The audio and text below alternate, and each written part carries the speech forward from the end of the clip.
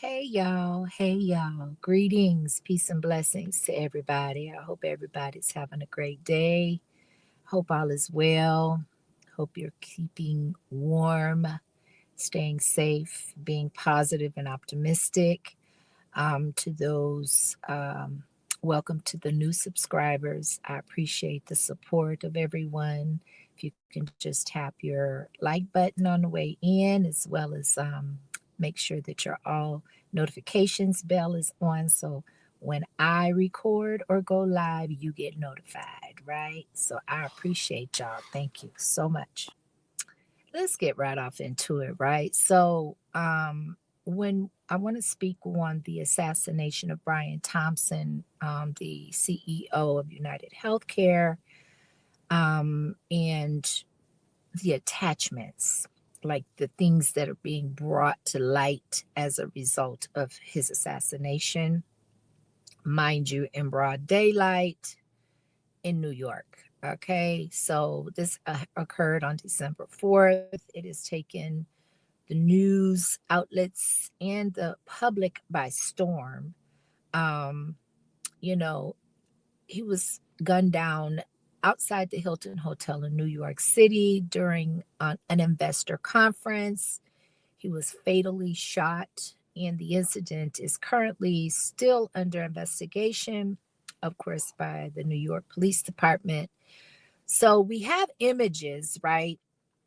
We have there, we have a suspect. They're pursuing leads. There's a lot of question and ambiguity still several days later surrounding the identity, as well as the current state of the investigation, an accurate current state of the investigation.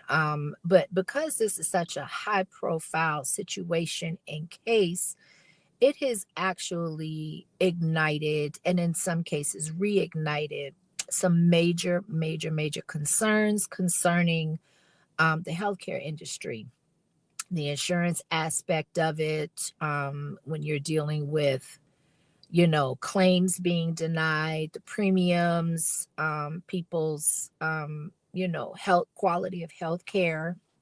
All of these things are related. you know this is a systemic issue. The rabbit hole definitely goes deep regarding this entire situation, and shedding light on the healthcare system as a whole, right? Systemically speaking.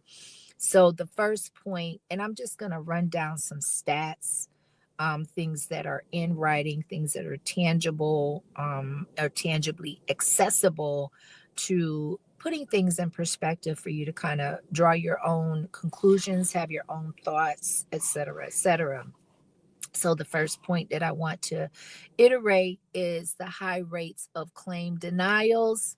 We have, like, in 2021, we're just going to go back a couple years. There was an 17% of in network claims that were denied by insurers, right? According to a Kaiser Family Foundation analysis. So the problem is that a lot of those claims were denied because of, small reasons, things that really should not have prevented, in many's eyes, of quality health care, especially when you're talking about paid premiums. Most people are paying premiums and are paying large and high deductibles for quality health care. And even with the high deductibles, they are still getting denied. So what is the source, or what is the reason for paying into premiums when you encounter a significant, or a health care situation that needs to be addressed, and you need to file a claim, and then it gets denied, but they're still expecting premiums to be paid every month? I know for many, they don't have a say so based off of the companies or the corporations that people work for. They don't get a say, even like to the date of when their payment comes out, how much monthly it is taken out of their checks or out of their accounts before their checks even hit their accounts. So it's like a powerless situation, especially when you go to file a claim and then it comes back denied. So again, a lot of claims were denied for minor technicalities, lack of pre-authorizations, or just mere communications between healthcare providers and the insurers, and then the patient is paying the price and left to hold the bag, right? So the denials, we have to expect some.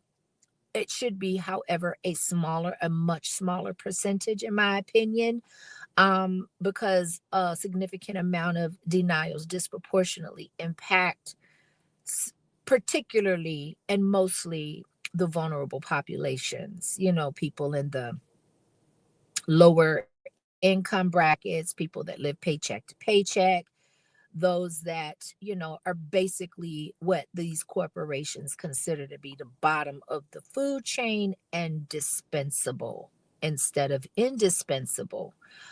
Also, those who lack the resources to navigate appeals. So, just to let you know that you are able, in any denial situation in a medical capacity, to absolutely file an appeal. That is your right, right? I just wanted to emphasize that and bring that to the light as well. So, another issue that is like super apparent, y'all, and it's a huge problem when you're dealing with like these large corporations. You got shareholders, you got board members, you got the silent investors that are basically running the show based off of their level of input into the or investment into these healthcare companies. Profit driven priorities over patient care being at the bottom and being totally disregarded when their primary focus is to basically make profits. That's all they care about at the end of the day. It is a business. Let's not mistake that. We have major healthcare corporations using United Healthcare as an example, report billions with a B in annual profits. We're talking about profits here, okay? Yet often prioritize, and they cut costs every chance, cut every corner that they possibly can over approving life-saving treatments. There are, just to use it as an example, there's actually insurance companies that put a time limit over anesthesia when they go to approve a surgical procedure, that they will only approve for a certain amount of time the anesthesia. They will only cover a certain amount of time. Then after that, it is out of pocket. Well, we know that anesthesia is super expensive, right? And like we said, when we're talking about quote unquote the vulnerable the vulnerable population and those that live paycheck to paycheck, that don't have the resources, and in a lot of cases they're not even aware that they can file appeals, much less know how to use the proper lingo, the proper vocabulary, in order to get it overturned and to get those surgical procedures or those medical procedures approved. If they didn't need it, they wouldn't have applied for it, right? In my opinion. So you got investigations that have revealed that some insurers intentionally delay or deny claims to maximize shareholder value at the expense of the patient's well-being, recovery, etc., etc. Y'all, this they've been doing this for so long, and now for some reason I personally just I think that 2024, even though I believe and I feel that 2025 and onward, where we have entered, I think that 2024 has started a new era of awareness, of being woke, of things coming to light, things becoming exposed. 2024 has been a wild ride as far as being a season of exposure, a year of exposure. We're dealing with the celebrities, we're dealing with Hollywood or Holly Weird being exposed. We just had Jay-Z's name come up in such a derogatory way and a blasphemous way. If it's not true, but if it is, then it's like all of these things that people have seemingly gotten away with, whether it's a corporation, a person, an entity, a cabal, a system, a group, a gang, whatever whatever applies. Now it's like, okay, everybody is being brought out of the bushes, right? And this healthcare situation affects everyone. Now we have people denying care, these companies, these healthcare insurance companies denying care. And therefore it creates a system where the corporations and their profits outweighs the priority of human health. That's a problem, right? That's an issue that we really need to be aware of and learn your rights when it comes to whatever healthcare provider maybe your job has signed up with, that you don't have the option of selecting. Now, you may be able to select different plans, but as far as the health care aspect of it, you're not going to have a say so into what companies the company or the corporation that you work for signs up and collabs with and uses for their health care. But there's so much behind the scenes stuff going on that it really, really presents an issue and questions, saying, okay, well, guess what? They don't really care about my health. They don't care about my well-being. They don't, they're not invested enough to consider what is going on with people's quality of life over profit. At the end of the day, that's what we're dealing with. So, when it comes to that, we kind of transition off into one of the questions that I have is, who is overseeing all of these organizations? Are there, like, you have the FBI, the DEA, all of these different governmental organizations that oversee, organizations like the police department, just there's somebody watching somebody, like IA, internal affairs, over the police department as well. Well, what organizations do we have on a federal level that oversee the insurance companies? I'm just curious, right? So you got federal and state agencies that at today's date provide very limited oversight. So, I mean, it could be my naivety or just my ignorance, but I haven't heard of any organizations that step out on the forefront and hold these companies accountable or give them any type of parameters or limitations or put systems in place to prioritize people's health over profit. Okay. So without the proper supervision or other entities holding these healthcare companies accountable for misuse, for abuse, for the exorbitant amount of denials while they're um, profiting with the premiums, with the deductibles, the high, long deductibles that people can't really, a lot of people cannot meet before the insurance even kicks in. You got deductibles like 1,000, 2,500, 3,000. It's like, who has that kind of dispensable income for medical emergencies? Not very many, right? So this allows these insurance companies to deny claims with minimal justification. They don't really have to tell you why they're doing it. They're just saying, well, this doesn't allow it at this time, and that's it. That's why you have to be informed and aware that you can actually file appeals and hold them to the fire of at least providing a justifiable explanation as to why they're denying claims, right? So, a government accountability office report found that less than 0.5% of denied claims are formally appealed. That's what I'm talking about. You have to be aware that you do have rights and that it is not 100% just up to them to deny it. And then you figure the rest out without their involvement. And then the next month rolls around, and then you're paying another month worth of premiums that you can't even utilize for the purpose that it was intended, right?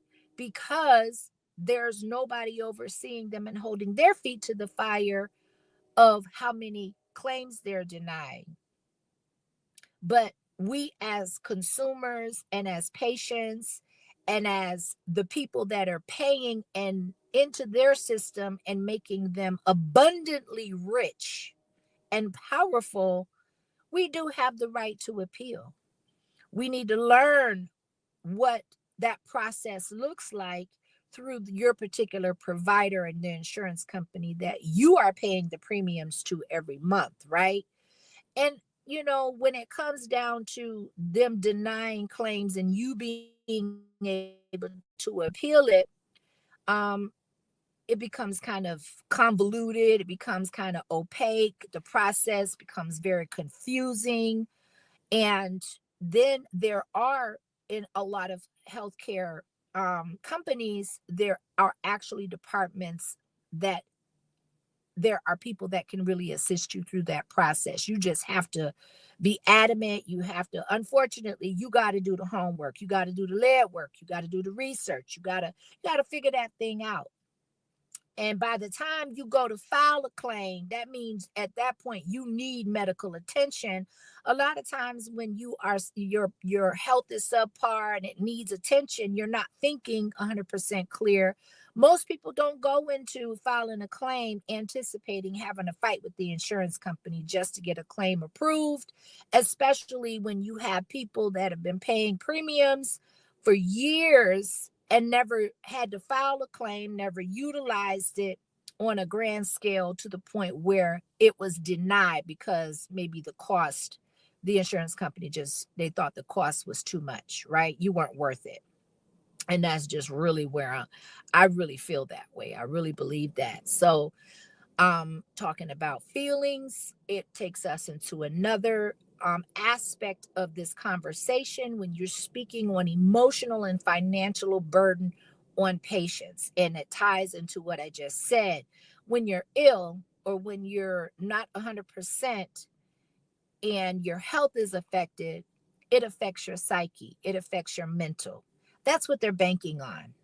Okay. They're banking on you not just being ill-informed and uninformed, but they want you to be weak enough to where you acquiesce to what they say and won't even have the energy to fight.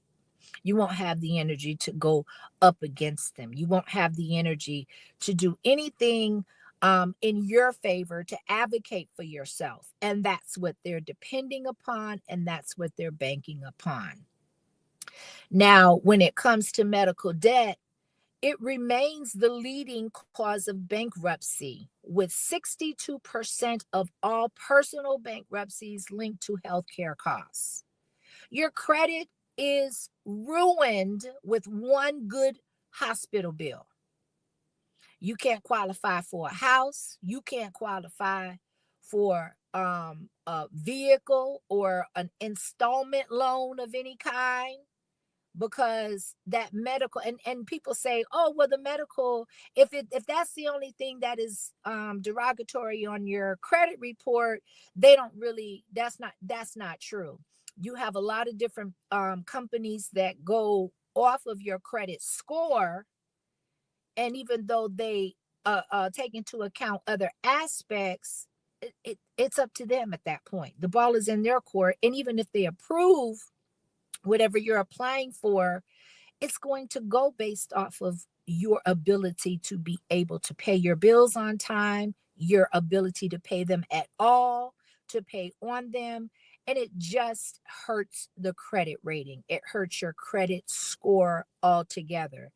And that's high as hell, y'all. 62% of all personal bankruptcies are linked to healthcare costs. That is just crazy to me. And it just goes hand in hand with the denials. And not only that, but now you're stressing.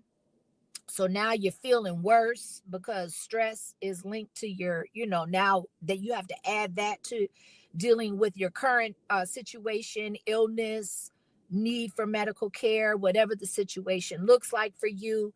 And then it leads to worse outcomes. And then, of course, it's going to cause a lot of immense emotional and financial strain on the patients and their families. It trickles all the way down to the kids because the kids are still dependent upon the parents to lead, to provide. But when the parents go down, or when the providers of the family go down, and then they have all of this other added stress, they're feeling powerless and in a lot of cases hopeless, in denials of needed medical treatment situations, surgeries, and etc. It's going to affect the whole family. It's just where it is. And it promotes patients to feel trapped in a system where just access to care depends not on the medical need, y'all, but on the insurance company's decisions. So the power is not with the people. And with this CEO being gunned down in New York City, in broad daylight, it just opens up the Pandora's box, and it sheds the light onto the insurance companies and the healthcare medical system, all the way down to my opinion, when it comes to whistleblowers, when it comes to pharma, they're all connected. One hand washes the other, including dentists. I remember um, growing up, or when I was younger, I was a young adult, right?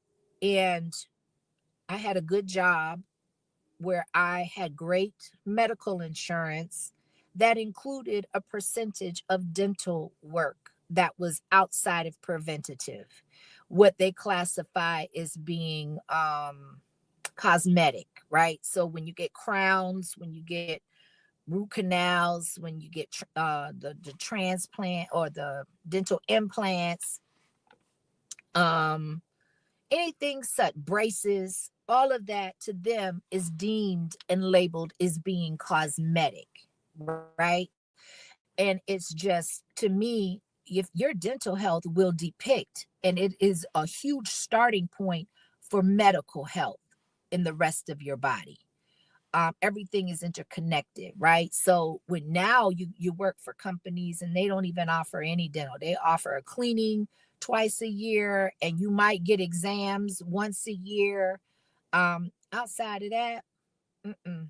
And the children get very little over that until they're 18. And once they turn 18, they don't get nothing. When it used to be customary that dental and medical went hand in hand. And it hasn't for a long time, but still it did, and it doesn't anymore, right? So at the end of the day, our systems, so many of them need to be reformed, but before they can even be reformed, they got to be addressed. They have to be looked at. They have to be dismantled. They have to be brought out, what's broken, what is detrimental to the entire population, as a whole, collectively. Everyone is affected. We all have health to address at some point. And the longer you live, the more you're going to need it. And I feel that the way that they do our elderly people is just horrible. Like people on Medicare or Medicaid, um, you know, I don't. It's a large, it's the word I'm looking for. It's a large distinction between the younger generations and then dealing with the older generations. And I know that there is a larger percent of, when you become older, of denials and of claims that are submitted, right? And that's just my personal opinion. I haven't done any research to compare the two, but I do know for a fact that the elderly are definitely feeling the brunt of the denials of the claims, and, just being toyed with and outright disregarded in many instances when they need medical care and they don't have any other recourse. Y'all, we got to get back into the, instead of just calling for reform with the healthcare system, we need to get back to the earth. We need to be having, every family should have books in their library, in their homes, that are mandatory reading for their children, for everyone in the household, to become informed on how to live again off of the earth. Okay. God has provided and has allowed the earth to produce everything that we need in order to sustain ourselves.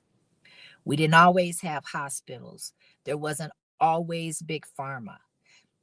There wasn't always a total reliance upon this man-made system with these synthetic substances that they take a very small percentage of what comes from the earth, and then they mix 85 plus percent with synthetic and unreal substances that go into our bodies, that provide so many side effects, that and it's designed that way to keep you medicated, to prescribe. There is no money in the cure. There is no money in prevention.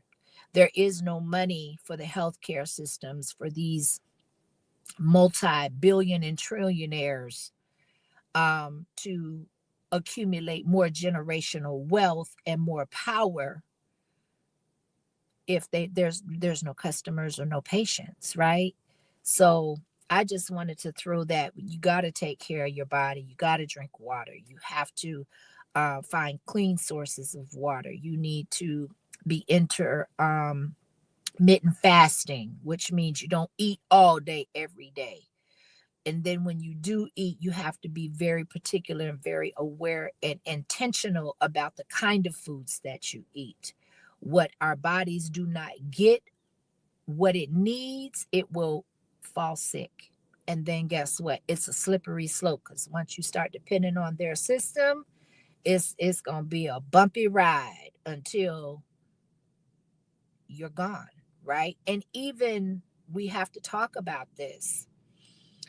I No, we'll do that another live. I'll do that another live. So I just want to say, in conclusion, the assassination of the CEO from United Healthcare, he made $6.1 million a year, y'all.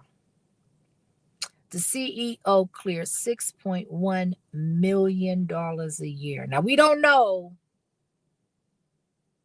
what he had to do to earn that money per se.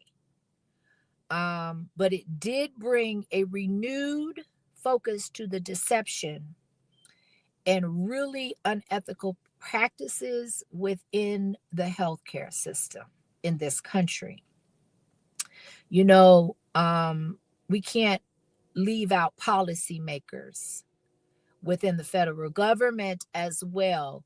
And they are facing growing pressure to address claim denial rates, increased transparency, which at this point, the healthcare companies have none, in my opinion. They're denying claims and moving on to the next denial, on to the next denial. And those premiums are still coming out of people's paychecks. And those premiums are not small. Those deductibles are steadily increasing over time. People are not able to meet those deductibles, which mean it's in another sense a form of denial, because guess what? You can't get the medical care you need if your deductible is not met. So we also need to ensure that these insurers are held accountable for their actions, because you have people that are out here straight up unaliving or becoming unalived as a result of the denials of claims, the neglect that the insurance companies are showing the patients and the ones that pay their premiums and are members of their healthcare system and their company. They are paying the price, and people are losing family members every single solitary day, people that they love. You got children out here that don't have parents. You have the healthcare system is just one of the worst that I have seen worldwide in this country alone, which is why I really feel like we should be taking our health. This is a great opportunity to advocate for your own health, to be proactive, to be preventative, to be intentional about becoming as healthy as you can, staying active. I don't care what age you are, but the older that you become, the more of a challenge it can become to prioritize, but it becomes more necessary in my opinion, right? We have to stay active, we have to stay informed, we have to stay away from all of these processed and poisonous foods. You have to figure out what's best for your blood type, your body type, your DNA, what type of illnesses seem prevalent in your family and both sides of your family. Whether it's the C word, whether it's diabetes, whether it's high blood pressure, hypertension, whether it's, I mean, it could be a plethora of things, right? But we're talking about things that absolutely do play a part in our components in in the family DNA, in other words, right? So we have to definitely we have the power, y'all. We got the power. We have the ability. I don't care what these people do, what they do with the air, the water, and the food. That's why I believe that intermittent fasting is so super important. I really, really believe it's super important because your body heals when it's not breaking down and digesting foods. And especially if when you do eat, you're putting what your body considers to be foreign substances or empty calories into the body that it can't help replenish, regenerate cells, keep your blood alkaline, keep your mind sharp, provide you the sustenance and the needed energy that is necessary. We have to take our power back when it comes to our health and realize that these companies and these corporations don't take our power back, and they don't have it anymore. We don't depend solely on them. Now, in emergency situations like a broken bone or something that you did not get that wasn't detected, maybe you're not going to the doctor and then something happened, and then of course now you go to the emergency room and now you need immediate care, or you need some type of attention in order to get back your body back into balance. So I'm not saying there aren't emergency situations where you definitely can use and utilize the healthcare system. But what I'm saying is that a lot of this, I believe, can be preventative. Absolutely. Because once it gets desperate and your situation becomes desperate, at the end of the day, you're going to be at the behest and at the mercy of these insurance companies and these medical facilities that you are relying on because one reason or another, whether you neglected yourself, whether you had poor habits that over time accumulated into certain illnesses, whether it was through genetics, a combination of all of them. No matter what it looks like, we have to take our power back. We can't put it in the hands of the insurers. We can't put it in the hands of the corporations. We can't put it in the hands of the policymakers of the federal government. Even if you are federally funded medically wise with Medicare, with Medicaid, there are still certain rights that you have. If you're being denied and you need medical attention, appeal it. Okay. At the end of the day, you're going to have to be your biggest advocate, right? So these points just kind of that I went over emphasize the systemic flaws, along with the injustices within the current healthcare system that we are facing and that we've been dealing with. This is not something new. Again, this is just being revitalized, in my opinion, due to the current events of Brian Thompson, a $6.1 million a year man, the CEO of United Healthcare, which is, I think, if I'm not mistaken, is, if not the biggest, it is definitely in the top two or three largest healthcare systems in this country, right? So we have to really, really find some way to hold these companies more accountable, because they've had the reins and they've had the ability to do what they've wanted to do for so long. And so I am hoping that, rest in peace to Brian Thompson. I don't know anything about him.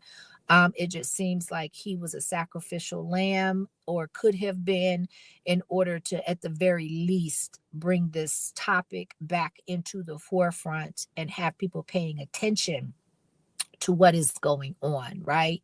And it does affect everybody in some capacity. So I just wanted to come through and kind of discuss that a little bit. And I hope I was able to provide some type of information on it, because I know there's so much floating around. You just really don't, it just becomes like want after a while. So I just kind of wanted to bring some stats and some clarity, and a different perspective, even if it's just a slightly different perspective from what of a lot of people may be saying in regards to this topic. So I hope y'all have a great day, and I'll see y'all on the next video. Y'all be blessed. Peace.